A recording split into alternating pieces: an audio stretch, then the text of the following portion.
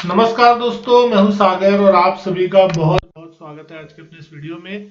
आज के इस वीडियो में हम बात करने वाले हैं आइशर मोटर के क्वार्टर 3 के रिजल्ट्स के बारे में। यहाँ पे किस तरीके के नतीजे आते हुए दिख रहे हैं, स्टॉक में किस तरीके का इम्पैक्ट होगा, ये समझने की कोशिश करेंगे।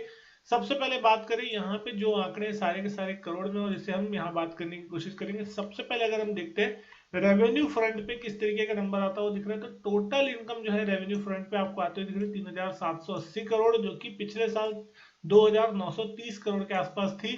तो एक शानदार बढ़त जो है साल दर साल देखने में मिली। क्वार्टर क्वार्टर में देखें तो 3,550 करोड़ से बढ़ के 3,780 करोड़ के आसपास का जो नंबर है वो आपको आता हुआ दिखाई दे रहा है। लेकिन अगर हम बात करें आगे एक्सपेंस की, किस तरीके से एक्सपेंस के नंबर आते हुए दिखाई दे रहे हैं, तो टोटल एक्सपेंस इस क्वार्टर में हुआ है 2,867 करोड़ का, जो कि लास्ट ईयर था लगभग 2,370 करोड़ और 2,722 करोड़ था पिछले क्वार्टर में। तो प्रॉफिट बिफोर टैक्स का नंबर 913 करोड़ का आता हुआ दिख रहा है, जो कि लास्ट ईयर 561 करोड़ था।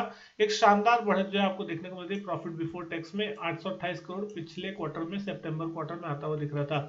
लेकिन अब बात करें प्रॉफिट आफ्टर टैक्स की, टैक्स निकालने के बाद 680 करोड़ का जो प्रॉफिट है कंपनी ने इस क्वार्टर में पोस्ट किया, जो कि लास्ट ईयर 422 करोड़ था।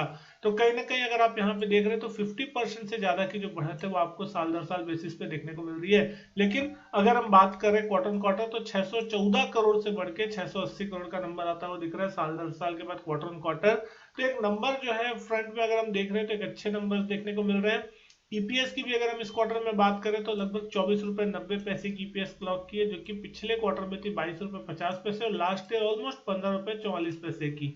तो ईपीएस भी जो है प्रॉफिट बढ़ने के साथ साथ यहाँ आपको बढ़ते हुए दिख रहे हैं। लेकिन स्टॉक में किस तरीके का इम्पैक्ट देखने को मिल रहा है अगर हम देखें, तो आप देख सकते हैं नतीजे जैसे ही आते हुए दिखाई दे रहे हैं उसके बाद से कहीं ना कहीं स्टॉक वोलेटाइल होता हुआ दिख रहा है। एक शार्प पिकअप देखने को मिला, 3300 रुपए तक स्टॉक गया और उसके बाद एक तेज गिरावट लगभग 3228 रुपए तक नीचे आते हुए दिखाई दिया। यानी कि नतीजों को समझने की कोशिश कर रहा है बाजार और उसके बाद यहाँ पे रिएक्शन देता हुआ दिखाई दे रहा है। लेकिन डेली चार्ट पे अगर हम देखते हैं स्टॉक किस तरीके से रिएक्ट करता हुआ दिखाई दे रहा है, तो स्टॉक में आपको एक बड़ी गिरावट जो है ऊपरी लेवल से देखने मिली। लगभग 3,900 के आसपास का लेवल था 1 नवंबर को, और नवंबर के बाद से स्टॉक कहीं ना कहीं गिरता हुआ दिखाई दे रहा है। लेकिन 200 दिन की एक्सपोनेंशियल मूविंग एवरेज लाइन के आसपास अगर आप देख रहे हैं तो आपको एक अच्छा सपोर्ट बनता हुआ दिखाई दे रहा है। कहीं ना कहीं 3100 3200 वो रेंज है जहां पे कहीं ना कहीं स्टॉक जो है सपोर्ट लेने की कोशिश कर रहा है।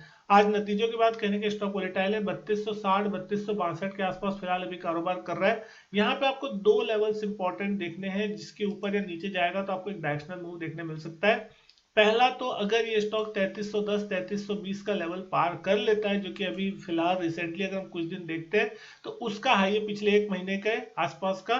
तो अगर वो लेवल पार होता है इस स्टॉक में तो आपको डेफिनेटली यहाँ पे फिर एक बार अच्छा मूव अपवर्ड मोमेंटम देखने मिल सकता है। 3400 से 3500 रुपए तक का मूव जो है आपको यहाँ पे आता हुआ दिख सकता है। 200-250 रुपए तक की एक अच्छी तगड़ी मूव जो है बनती हुई दिख सकती है। लेकिन वहीं अगर हम बात कर रहे हैं डाउन साइड में, तो एक तो पहला 200 दिन का एक्सपोनेंशियल मूविंग एवरेज जो शॉर्ट टर्म ट्रेडर है वो यहाँ पे 3200 को एक स्टॉप लॉस मान के चल सकते हैं, जो कि पिछले 7-8 दिनों का एक लो है।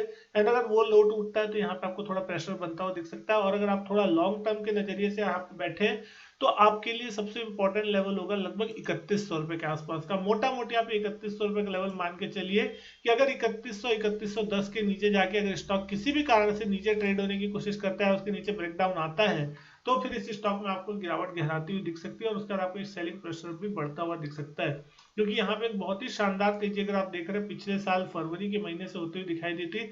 लगभग 2200 रुपए से स्टॉक बढ़ के 4000 तक जाता हुआ दिखाई दिया, तो 3900 तक का हाई लगा था और अब यहाँ पे थोड़ी करेक्शन होती हुई दिख रही है। तो अगर 200 दिन का एवरेज टूटता है तो डेफिनेटली आपको फिर प्रेशर बनता हुआ दिखाई देगा। तो उम्मीद करता हूँ दोस्तों वीडियो जो है पसंद आई होगी आपको। वीडियो अच्छी लगी तो लाइक करें, शेयर करें, चैनल सब्सक्राइब नहीं किया चैनल सब्सक्राइब जरूर करें। मैं आपसे मिलता हूँ अपने नेक्स्ट वीडियो में, तब तक के लिए goodbye and thank you.